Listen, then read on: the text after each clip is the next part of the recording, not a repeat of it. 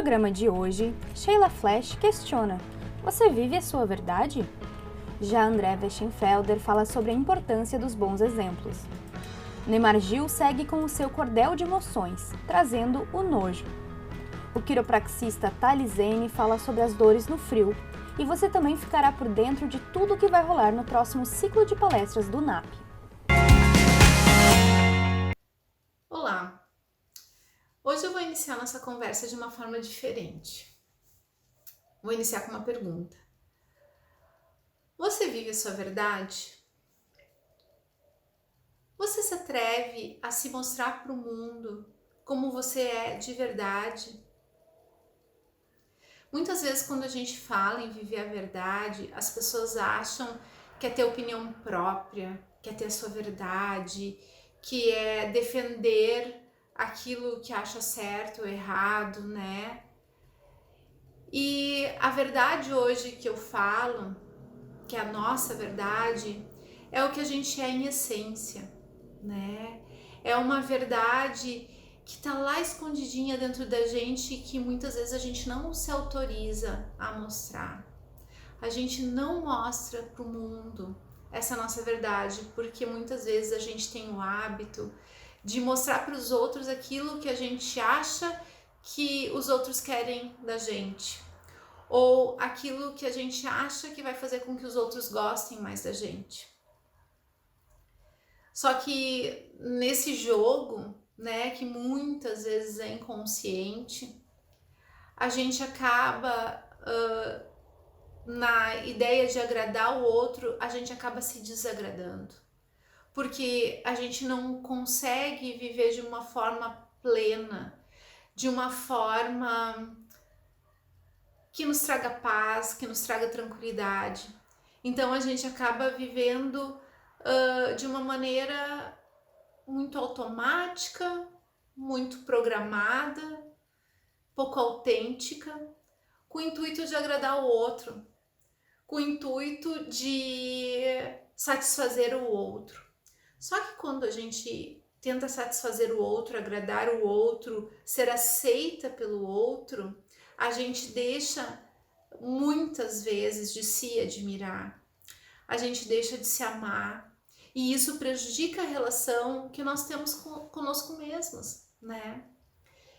Então, o primeiro passo para a gente conseguir se autorizar a viver a nossa verdade é o autoconhecimento. É a gente se permitir se conhecer a fundo. E com o tempo, depois que a gente vai se conhecendo, aos poucos e se autorizando a mostrar isso para as outras pessoas. Será que o estilo de roupa que você usa é o estilo de roupa que você realmente gostaria de usar? Que realmente tem a ver contigo, tem afinidade contigo? Ou os teus horários, ou a forma mais introvertida ou recatada, ou às vezes tentando sempre estar alegre. Será que é isso que tu tem lá dentro? Então, quando a gente olha para isso e a gente vê que tem um mundo tão lindo dentro da gente, a gente tem a oportunidade de colocar isso para que os outros vejam. Porque não importa o que os outros vão pensar da gente. O que importa é a relação que a gente vai desenvolvendo conosco. E quando a gente consegue viver de uma forma autêntica, verdadeira, os outros sentem isso. Os outros sentem uma admiração. Porque o outro sente aquilo que também muitas vezes não está vivendo. Então fica aí uma reflexão de como você conduz a sua vida e o que você se permite viver. E dessa forma conseguir encontrar uma harmonia e se amar muito mais.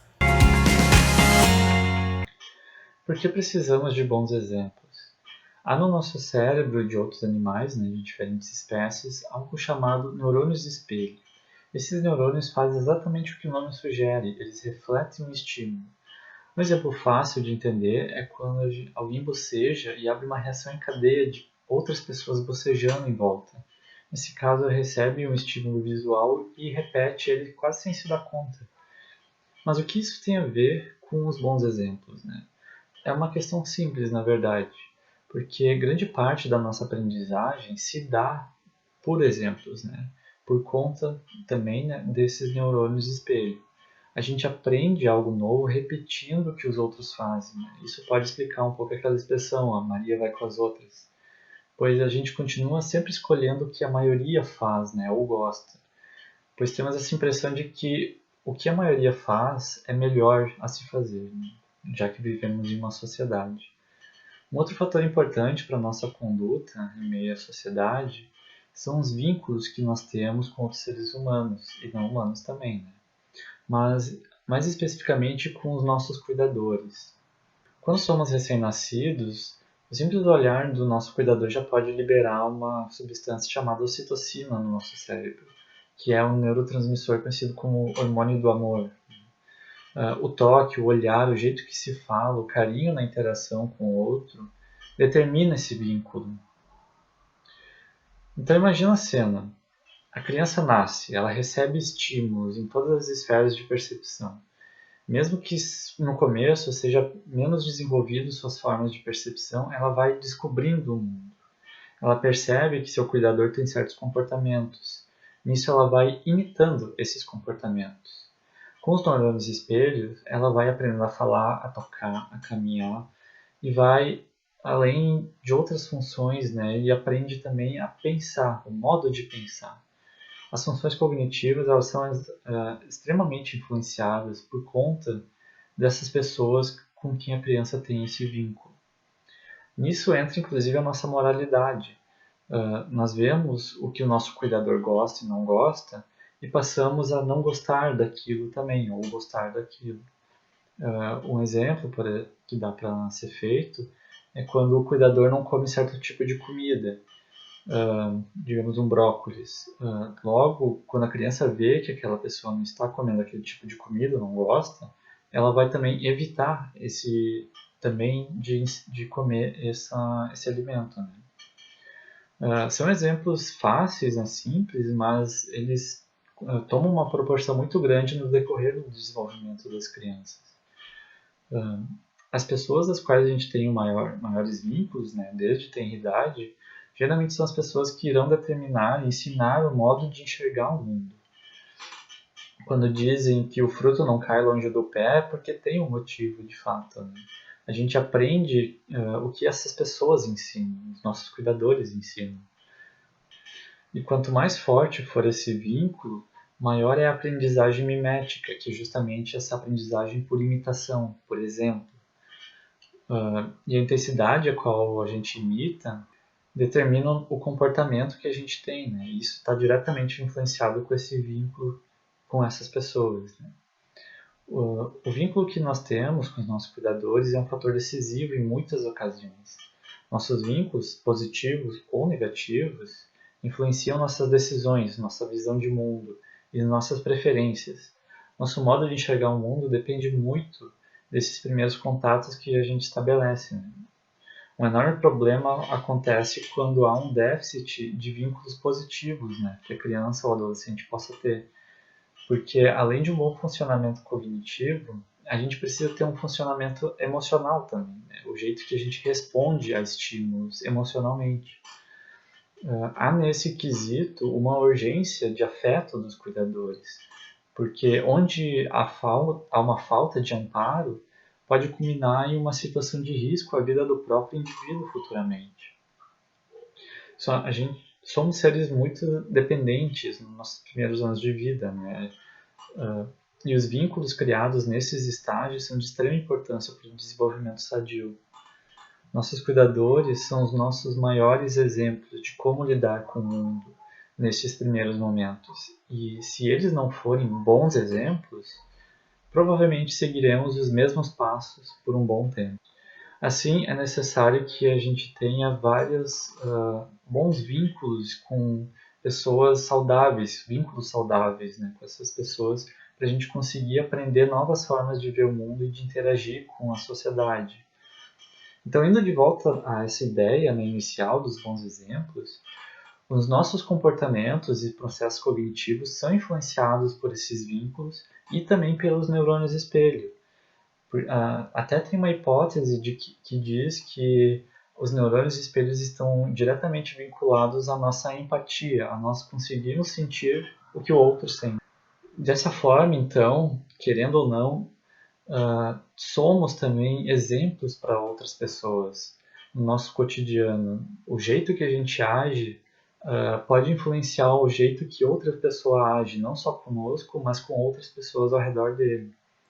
Então, nesse sentido, em sociedade a gente precisa ter um bom convívio com as pessoas.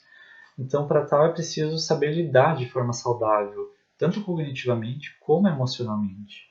Assim é necessário sermos bons exemplos positivos para as crianças, principalmente. Além disso, a frequência com que a gente dá esses estímulos positivos pode influenciar e reforçar o comportamento positivo, mais agradável socialmente, principalmente nas crianças que precisam dessa repetição para concretizar esse aprendizado. Então, é indispensável dizer bom dia, como vai, o que você está sentindo, como lidar com alguma situação, agradecer quando é necessário, dizer muito obrigado, porque por mais que pareçam pequenos gestos, eles são passos importantes no desenvolvimento empático e saudável do ser humano.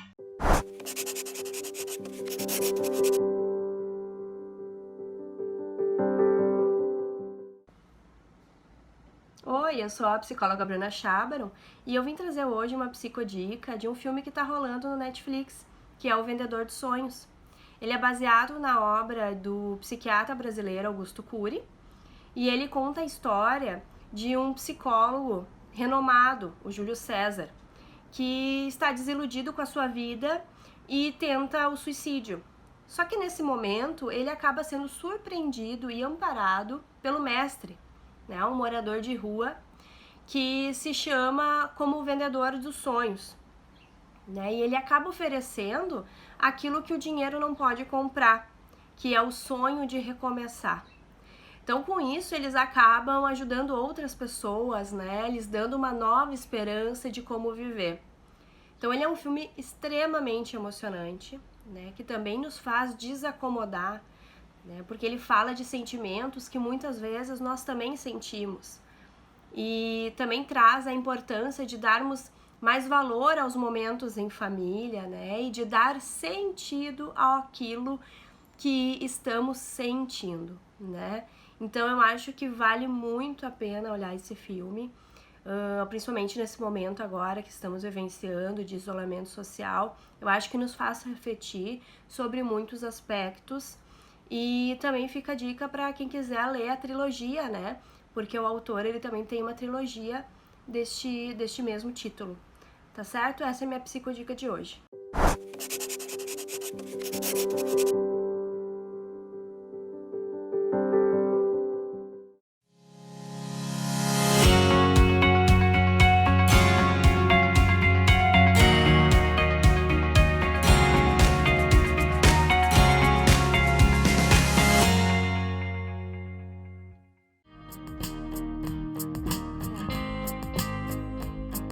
O cuidado com a saúde, tanto física quanto emocional, neste momento é essencial.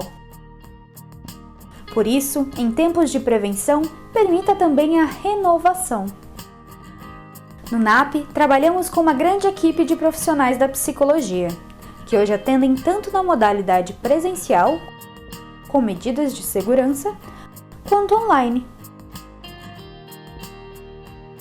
Entre em contato conosco para saber mais sobre os nossos serviços e atendimentos. Estamos esperando por você!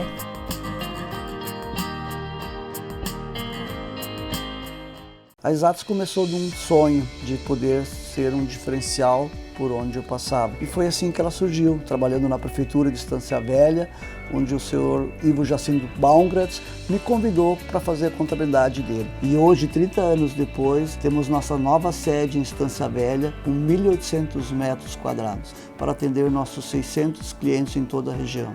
Convido você a conhecer a Exatos. 30 anos apoiando o empresário da região.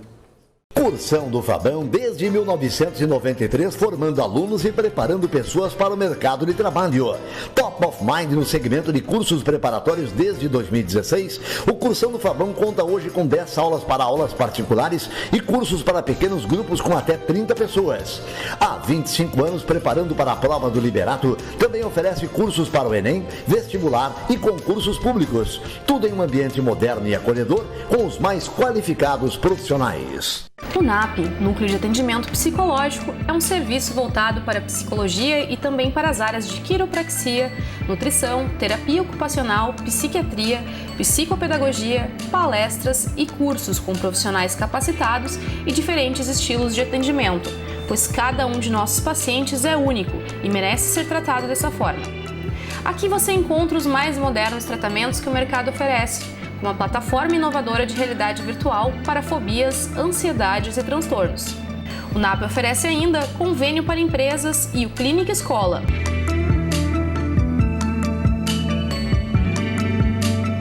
Agende uma visita, conheça os nossos serviços e encontre o apoio que você precisa.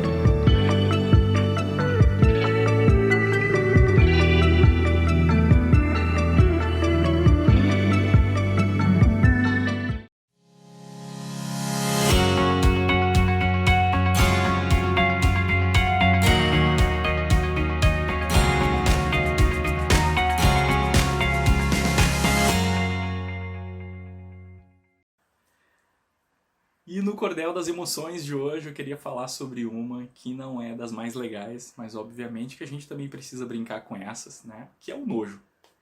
Eu não sei se é pura ânsia, ou misto de sensações, manifestos com pura repugnância. O que eu sei é que essa emoção é ruim.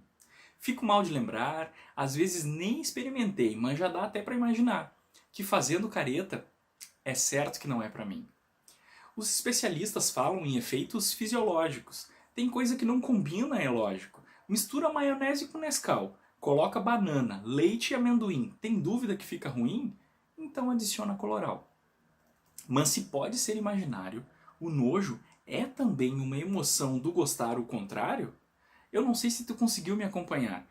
Como eu sinto nojo de uma situação social, criando repulsa e acreditando que não é normal, expressando na face esse tal evitar?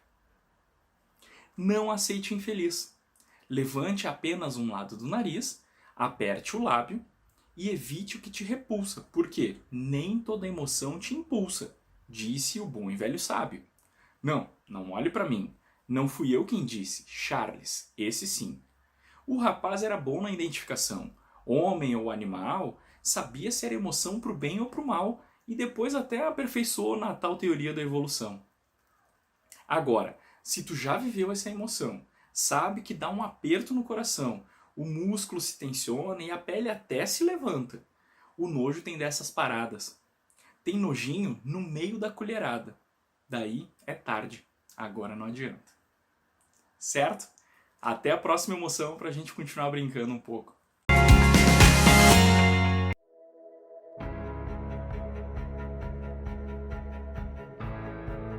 Oi gente, tudo bem? Eu sou Elaine Alves, estou aqui para convidar vocês para estar comigo no NAP, na Semana da Psicologia. Vamos refletir um pouco sobre saúde mental e pandemia e o rompimento com o mundo presumido. Conto com vocês lá. Um abraço.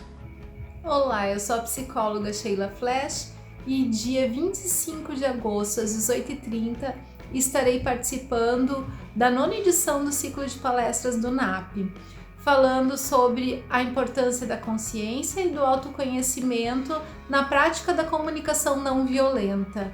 Vai ser um momento de muitas trocas, de muitas reflexões acerca da comunicação, que é algo tão importante na nossa vida, que permeia as nossas relações e que, quando ela é feita de uma forma mais transparente e compassiva, nós podemos obter ótimos resultados. Olá, gente, tudo bem? Para quem não me conhece, meu nome é Sabrina, eu sou psicóloga e estarei participando esse ano mais uma vez do ciclo de palestras do NAP, porém nesse nosso ano totalmente online, né, no novo formato virtual que o momento tem exigido. A minha proposta é conversar com vocês no dia 25 de agosto, às 8 horas, sobre as possibilidades de intervenção da psicologia junto aos espaços organizacionais.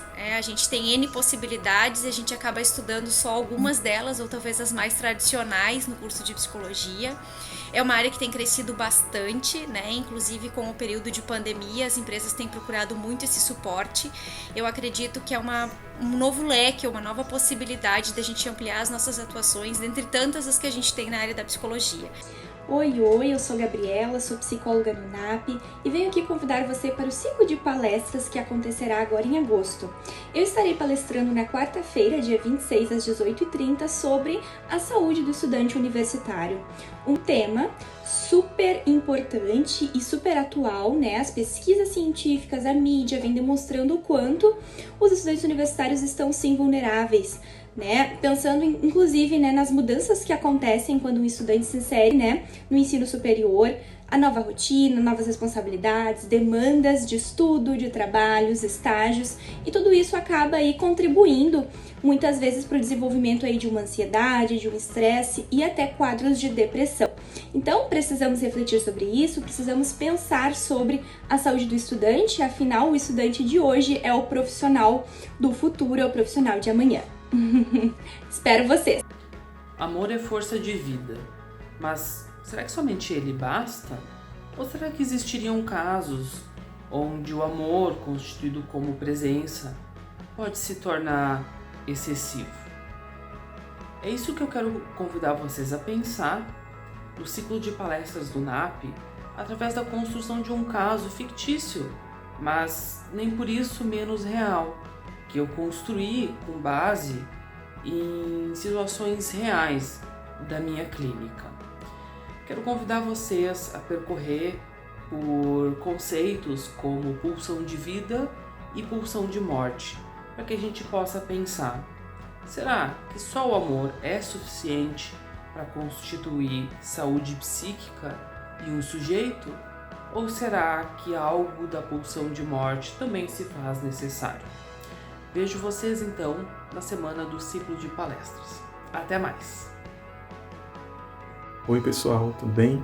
Eu sou o Ricardo, sou psicólogo e esse ano eu vou estar participando do ciclo de palestras do NAP nessa 9ª edição.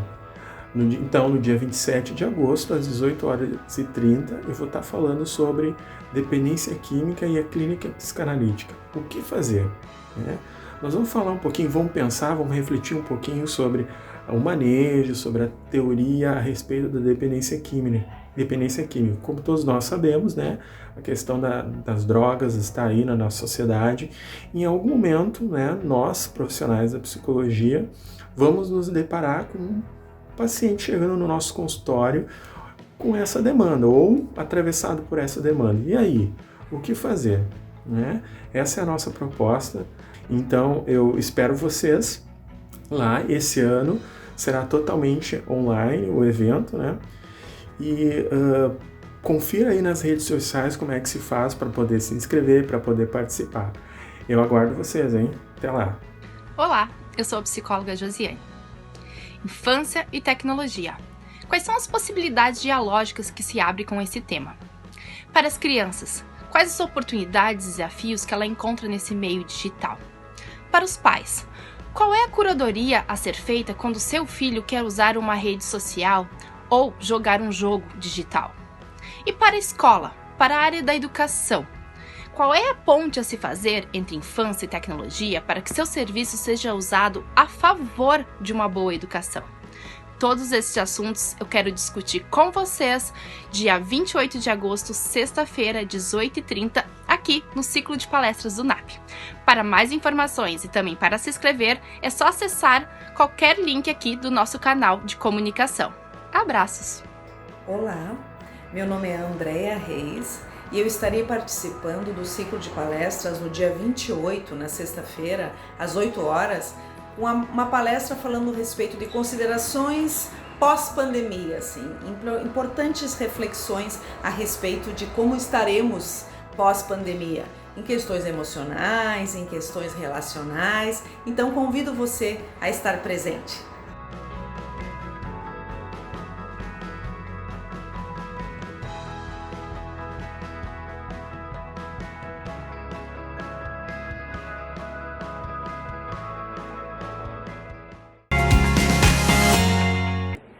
Olá pessoal, Thales Zene, quiropraxista. Frio aumenta as dores, é mito ou verdade? É verdade. A maioria dos meus pacientes nesse período com problemas crônicos de coluna tem um aumento das dores, né, na coluna, dores musculares, porque com o frio nós contraímos mais a nossa musculatura para manter a temperatura corporal, para a gente ficar mais quentinho, né? Então tem um aumento dessas dores. No frio a gente se movimenta menos. Então, nós fomos feitos para nos movimentarmos. Então, quanto mais nos movimentarmos, mais lubrificada fica as articulações, mais movimento faz o músculo e menos dor a gente acaba tendo, né? O princípio de que o que a gente não usa, a gente perde, né? Então, quando a gente faz uma cirurgia, fica muito tempo sem movimentar um membro, depois precisa fazer fisioterapia para recuperar a mobilidade daquele membro que a gente não usou.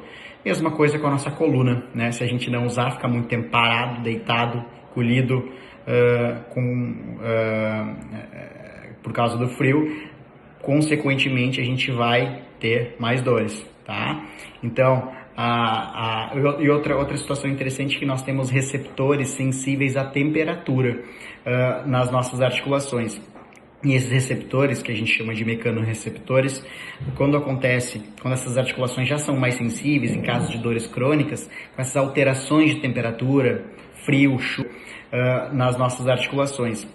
E esses receptores, que a gente chama de mecanorreceptores, quando essas articulações já são mais sensíveis, em caso de dores crônicas, com essas alterações de temperatura, frio, chuva, eles ficam mais sensíveis e dispara o sinal, né? Aumento de dores também. Então, é verdade. Como diminui as dores, então, no inverno, no frio, se agasalhar bem, tá? Se movimentar, fazer alongamentos, exercícios, tá? E, se possível, procurar também um quiropraxista para devolver o alinhamento e o movimento para a coluna e para as articulações, certo? Valeu, pessoal!